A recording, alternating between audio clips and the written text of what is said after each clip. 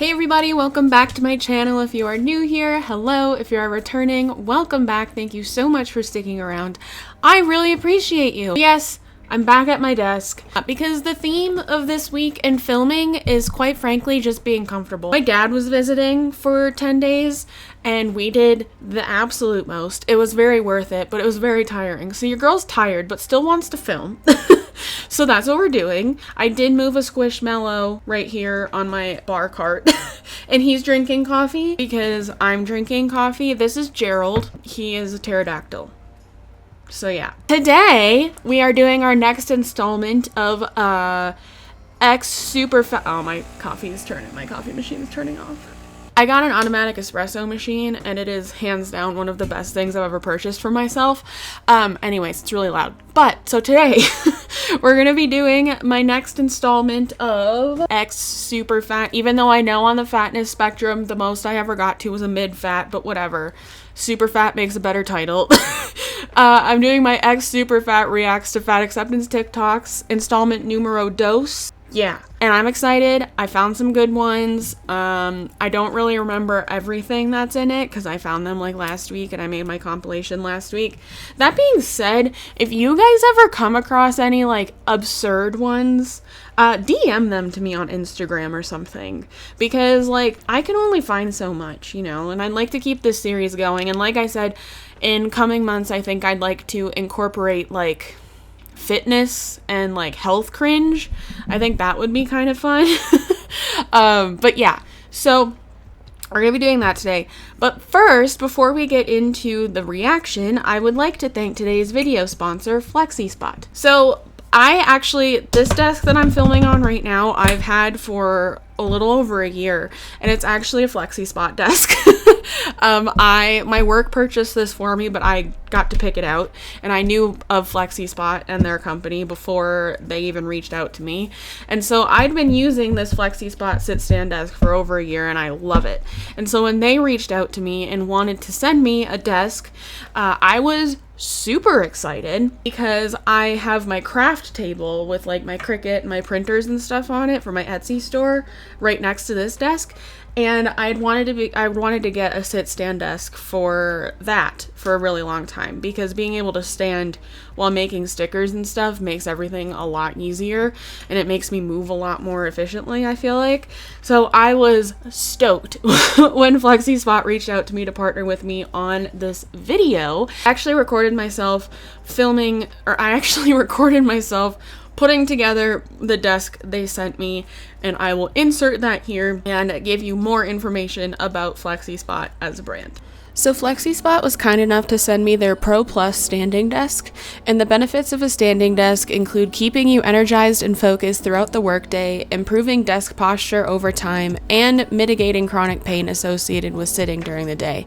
I can definitely attest to this because I've been using sit-stand desks for like 2 years, and I can't imagine my life not having one. This particular desk is powered by its dual motor engines with a hardcore design that is capable of easily holding up to 355 pounds. It also has a large height range from 22.8 inches to 48.4 inches. There's also memory keys. So this means that you can enter in the height that you prefer once and then format one of the numbers to always go to that height no matter who else adjusts the desk. Overall, I think this Pro Standing desk is an excellent complement to the Flexispot desk that I've already had for the past year. It was also a great replacement for my current craft table because it is much, much deeper, which leads for a lot more creativity space and a lot more space just in general for doing whatever my brain feels like doing at the time. Here I was framing a concert poster that I'd been meaning to frame forever, and this ad read provided an ample excuse to do that. Overall, I think Flexispot desks are a great option for your home office. They are great bang for your buck. I love them. They are very sturdy, and I don't think you can go wrong. Be sure to check out the link in the description for $30 off your Flexispot purchase. Thank you so much to Flexispot again for sending me this desk and wanting to partner with me. It was really exciting to have a brand that I had already purchased from and used for so long reach out to me and want to work with me, so that was really cool. And thank you as always to you guys for reacting with my content and making brands like Flexispot want to keep working with me. It makes my day. So thank you guys from the bottom of my heart for pushing me into the algorithm so brands can find me. Anyways, let's get on to the reaction. Okay, I'm gonna move over. Gerald's still there though. Down, everyone's a feminist until there is a spider around. What do you want from body positivity? Because I have been... Okay, so I'm gonna go back and read what the beginning of this says, because it's a stitch. It says, shit like this brings the movement down. Everyone's body positive until a skinny girl is insecure. So, yeah, and somebody stitched this. What do you want from body positivity? Because I have been struggling now for 2 years on this app to figure out why skinny people keep making videos like this, and then they have never made a video saying what they would like to contribute to a body positive movement, and B, what it is they would like from the fat people, particularly the fat black women who birthed body positivity into existence. What structural discrimination, what marginalization are you experiencing that you need our support for? And are you willing to do the work to unlearn your fat phobia in the process? Or do you want us to just be okay with the fact that you have insecurities about gaining weight and being fat or looking fat or thin? Okay, so I think to answer her question, what we want from body positivity, and like I say in every single one of these videos, I am not a thin person. I am not skinny. I probably, quite frankly, never will be. But for context, if you've never seen my previous videos, because I know my reaction content brings in a lot of new viewers, I had weight loss surgery back in 2018. I have lost about 100 pounds. I am combating some regain right now, but that's to be expected after a massive weight loss, so whatever. But I used to be 315 pounds. Now I'm not. And I was like pretty heavily interacting with fat acceptance content. I wasn't really posting it, but I was heavily interacting with it. Anyways, and I believed a lot of it, and ever since losing weight, I have changed my ways. In case you didn't know anything about me, that's a little bit of my history. To answer this girl's question, what I want from body positivity, and what we want is from body positivity, is for it to not be a movement about hating skinny people. Because in body positivity's definition, and I did a video on how fat acceptance ruined body positivity. Body positivity's definition is feeling good about your body, being positive about your body, regardless of its physical attributes, its capabilities, whatever. Kind of just loving what you've got, right? And I think this video, again, is a pretty good example of fat activists thinking that they're in the body positivity movement when really they're in the fat activist movement. And so maybe it's just they need more education on their part. I don't know. But yeah, like I think the majority of people just want body positivity to go back to being about body positivity in general and not about hating not fat people. That would be great, first of all. Second of all, I've said this in other videos, and I don't think it's my place to make an entire video on this topic because I am white. But maybe we could have a cool conversation in the comments, because there are people who have commented about this in the comments too in previous videos. I don't understand why they bring race into this so much. And I do know that black women were a big part of the initial body positivity movement, and I think fat acceptance movement too. But I feel like now it's kind of like they bring race into it just to add another level of marginalization to fat bodies, regardless of the color that they are. And I think it's kind of, I don't want to say it's uncomfortable, but I think sometimes it can be uncomfortable hearing white people talk about black people's struggles as if they're their own. And that's just my opinion. I might get flamed for saying that, I don't know. But for me, it's kind of uncomfortable. And so that was the one thing that was just like, whoa, why? Like, why? why. I just thought this was a really interesting point because the girl that she stitched made a very valid point in saying that everybody's body positive until a skinny girl's insecure. Because according to fat acceptance and body positivity as it is now, skinny girls can't have issues. So, which is obviously wildly untrue.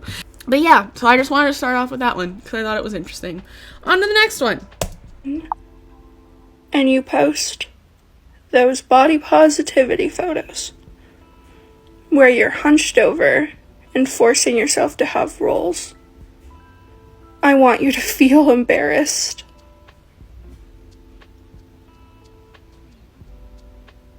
Because that's embarrassing.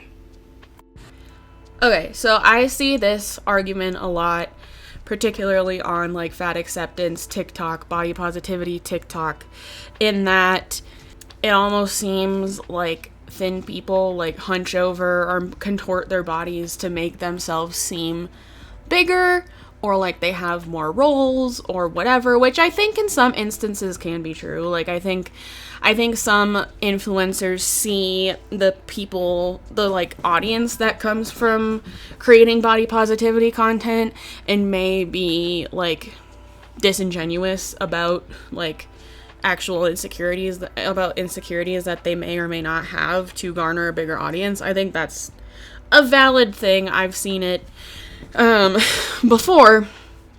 But then again, who am I to say that someone complaining or someone just venting about issues they have with their body image is disingenuous? Like, I don't know that person's life. I don't know that person's brain. Neither does Leah here. She doesn't know that person's brain. And like, again, body positivity has become less about body positivity and more about hating thin people and spreading the narrative that thin people can't have issues or body image issues in particular.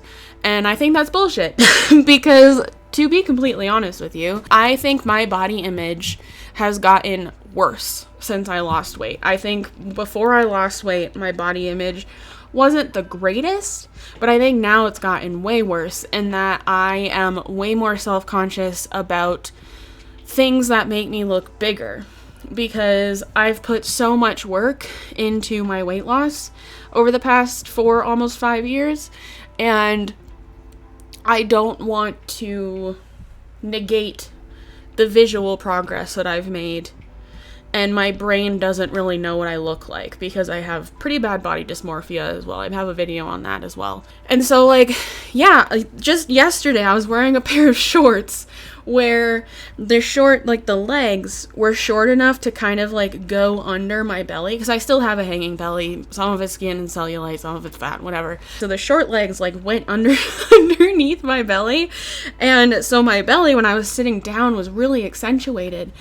And it made me feel not great. And it wasn't because I think fat people are unattractive, because quite frankly, I don't think that. And it's because, for me, seeing what I think to be parts of me as being fat again, or fatter than I am now, really does not help my mental health very much. And in conjunction with that, seeing the really, really thin bodies, the really, really fit bodies on social media, where I'm like very much in the normal realm of people, of bodies, all of that together like just makes me feel really insecure sometimes. And so seeing my belly like accentuated because my short legs were like kind of underneath it was not super cool. Then I'll see a girl talking about how, yeah, she has rolls when she sits down. Her belly gets bigger when she sits down. Her thighs get bigger when she sits down because that's a normal thing that happens. Again, I think fat activists think that people being insecure about like rolls or whatever when they sit down is because they're afraid of being fat. I don't think they're afraid of being fat. I think they're afraid of being honestly looked down at by people, because this is one thing that I do agree with the fat acceptance movement on, because fat people are unfairly treated in society, in my opinion. Having been on both sides of that spectrum, I can say that without a shadow of a doubt. So I think the fat activists who criticize thinner people for being insecure about having rolls or whatever when they sit down or when they hunch over are not looking at the bigger picture. But also maybe they don't understand why someone wouldn't want to be fat, when really there's a lot of nuance to that conversation. But again, I think it all just kind of goes back to fat activists hating thin people too. So yeah, that might have been really babbly, but yeah. Okay, let's go on to the next one. Hey, if you want to talk to your friend or loved one about their body or their weight or how their weight has changed and you're not sure the appropriate way to do this, this video is for you, okay? Ready? Here's the number one hack. Don't. So that's Abby. I actually used to follow her really closely when I was in the fat activism. What I thought was a body positivity space, but wound up being a fat acceptance space. I followed her pretty closely, and I still do sometimes because she has really cute clothes, but that's besides the point.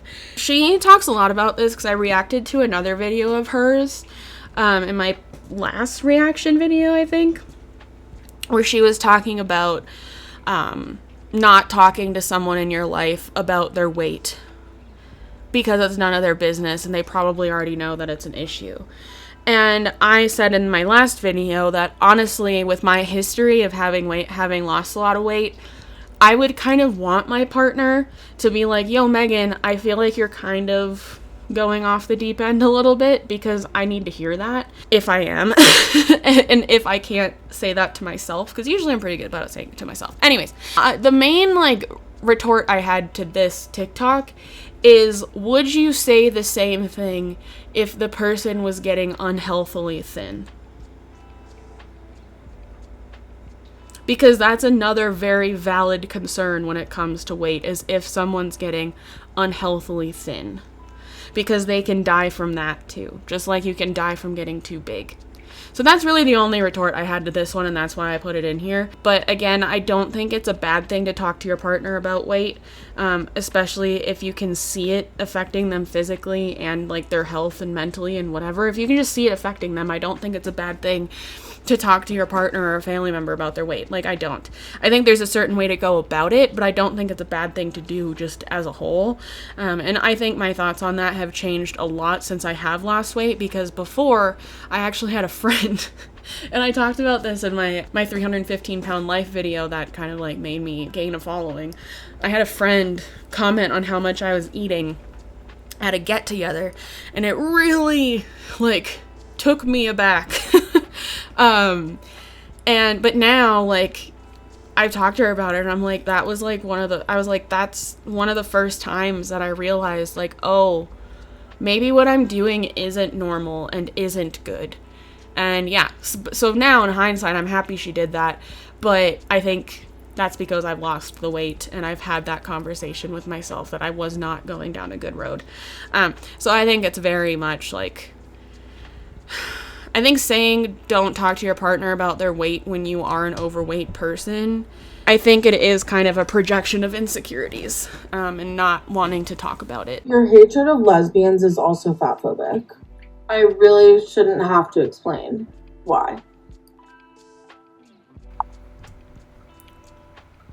Please explain why. Now, I am but a baby gay, in that I came out in June, so I haven't had a lot of time to research the lores surrounding lesbianism. This is Jordan Underwood, by the way, and I am actually going to make a whole video on them, I think, because they are a very prominent TikTok fat activism creator. Their name used to be Feminist Land Whale, I believe, or it might still be. I'm honestly not sure. So yeah, I'm a baby gay. I haven't had much time to do a lot of research in the lore of lesbianism. So please, if there's something I'm missing here, please let me know in the comments, because I went to the comments of this TikTok and I couldn't find a thing explaining what they're talking about. So please, educate me if my confusion is dumb. So, yeah. Other than that, that's all I really had to say to this one. This is just a friendly reminder that if a fat person is talking about their own experience with fat phobia, their own experience with their body, with their fat body, their larger body, their plus size body, whatever they fucking want to call it. That when a fat person is talking about their own shit, their own experience, whatever the fuck it is, that's not an invitation for thin people to insert themselves in a conversation that's not about them. Just so you know. Because when a marginalized person, yes, because fat people are marginalized. If you don't fucking understand that, then look at intersectionality and the different intersections, because body size is one of them. Back to the point, it's not an invitation for thin people to just enter into the space of fat people to talk about themselves. No offense, but this isn't fucking about you. And if you think it is, that's your own fucking projection. Go to therapy and let fat and marginalized people talk. Hi, everyone. First of all, the irony of Marissa talking about projection is funny to me because I'm an asshole sometimes. Okay, so someone on that video commented and said, being fat isn't a form of oppression. It doesn't compare to transphobia, homophobia, ableism, or racism. And this is what she had to say. And this was on the last video that I just showed. Apparently fat people are not oppressed anymore. Oh my god, you solved it. You saved us. Okay, first of all, they're not saying... I'm gonna pause, like, bit by bit for this one, because I think, if I remember correctly, there's a lot to unpack here. First of all, they're not saying that fat people aren't oppressed anymore. That's not what they're saying. They're saying that... I guess they are kind of saying, because they said being fat isn't a form of oppression. But... I think what they were really trying to say is that the oppression of fat people doesn't really compare to transphobia, homophobia, ableism, or racism, which I wholeheartedly agree with. I dare you to go read anything about intersectionality. Body size will be included in the list of intersections.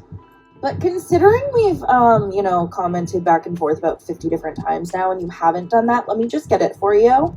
Now let's use Wikipedia as an example. Definition right there. Examples of these factors include, woohoo! Religion, race, ethnicity, class, sexuality, stability. Oh, look! Wait! Oh no! What are we gonna do? No one is comparing them. The only person comparing them is you. The same... Ma'am, you've been Okay. Systems of oppression that affect Black people, trans people, disabled people. Guess what? Those same systems affect fat people. Did she not just compare by saying the systems that affect Black people, trans people, whatever she said, other people, not fat people? Did she not just compare fat people's experiences to those by saying the same systems oppress them that oppress fat people? I don't know if I worded that correctly, but hopefully you understand what I'm trying to say. I like how she's like, we're not comparing them, and then goes on to compare them. The fact of the matter is that in most cases, you can change your fatness. In most cases, you can. Even if it's not going from fat to really thin, i.e., me, I went from really fat to like less fat right now. Like that's where I'm at. I'm working on it, but that's where I'm at. The fact of the matter is you can change your fatness for the most part. There are some very like rare extenuating circumstances, and I get that. But what you cannot change is your race, your sexual orientation, your gender identity, and your abilities, like if you're disabled. You can't change any of those things. And so it is unfair that society looks down on fat people. It is, because it takes a lot of fucking work to get not that way. But the fact of the matter is you can get not that way. You can't get not Black, not trans, not non-binary, not queer, not what, you can't change any of those things, you know?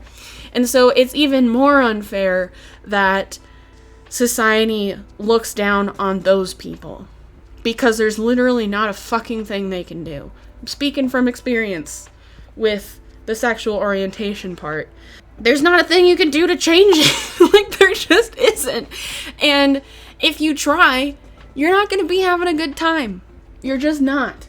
And so I think now more than ever, for me in particular, now that I am comfortable in my sexual orientation and I have come out and I'm like the happiest I've ever been, I think now more than ever, the fat acceptance community, comparing their struggles to those of like LGBTQ folks, disabled folks, POC, like BIPOC people,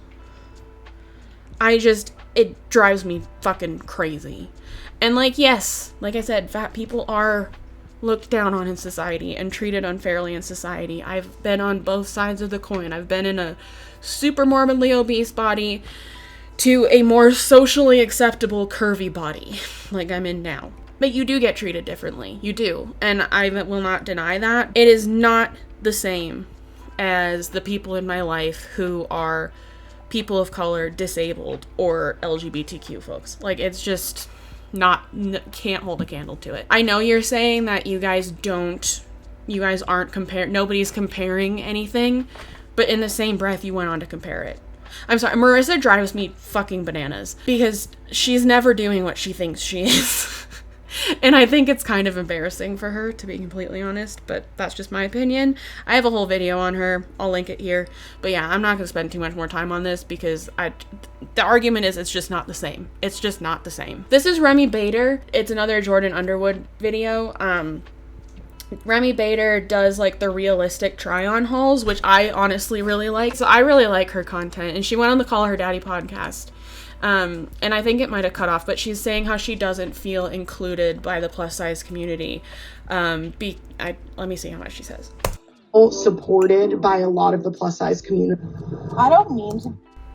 Okay, so yeah, they cut her off. What Remy was saying was that she doesn't feel supported by the plus size community because essentially she's like not fat enough to be plus size, but not thin enough to be straight size, which is very much where I fall, or at least I feel like I fall based on my experience shopping.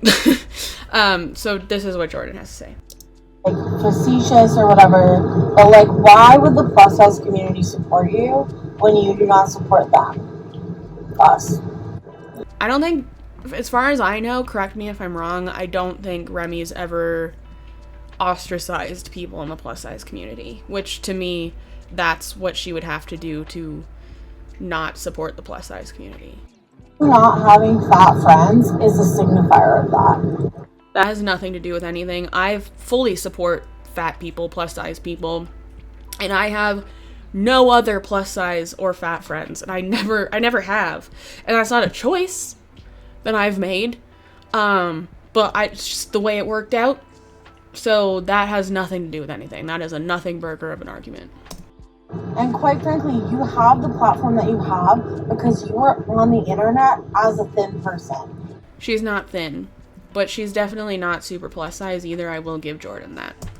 Gained your platform as a non-fat person.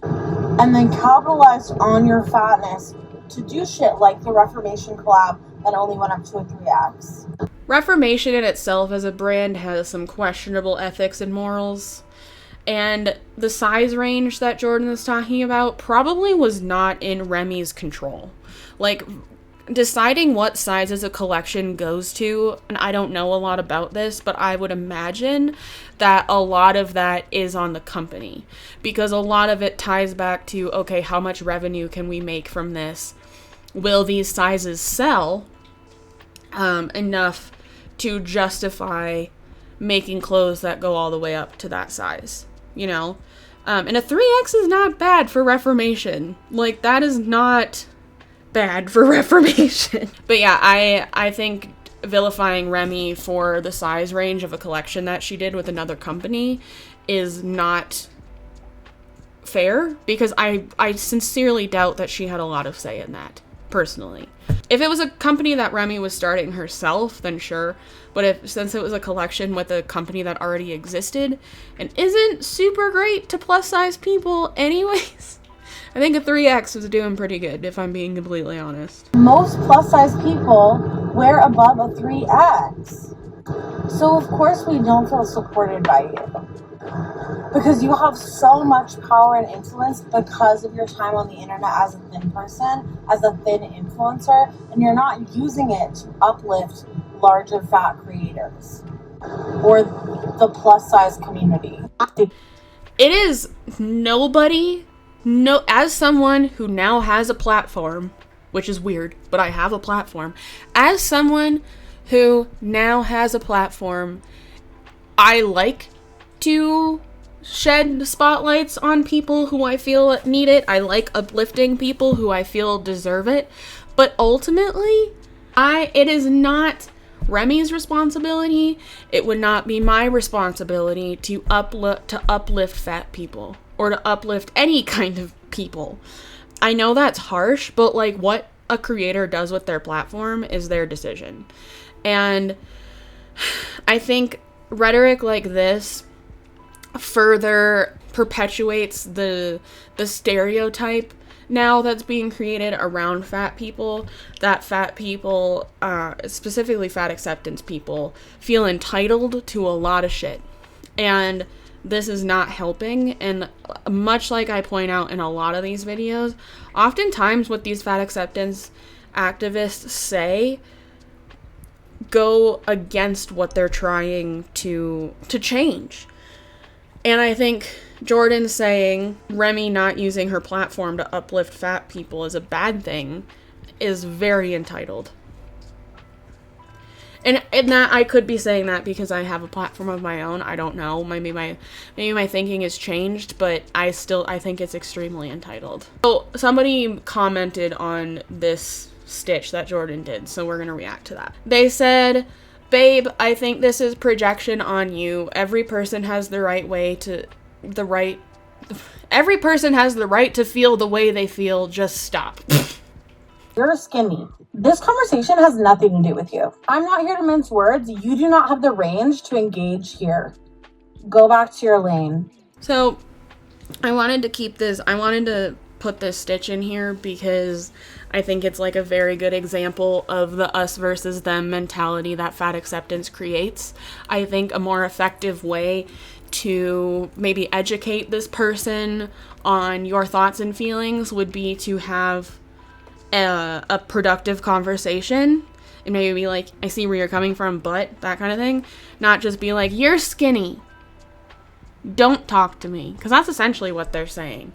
They have really great nails, just I need to point that out. But anyways, yeah, so I just wanted to keep this in here because this is so common. And again, it goes back to the first video of like, thin people can't have thoughts, thin people can't have feelings because they're thin and they can't have problems. And that's just, it makes the argument, it makes the movement go nowhere. And I think that was the last one. Okay, cool. I hope you enjoyed this video. Let me know your thoughts and feelings about all this down below. Let me know what you think about the desk setup because honestly, I kind of dig it. It's comfortable. It makes filming feel like less of a task for me, which makes my ADHD brain really like it. But yeah, let me know what you think about everything. And thank you so much again to Flexispot for sponsoring this video. Thank you even more to you guys for continuing to interact with my content so brands want to keep working with me.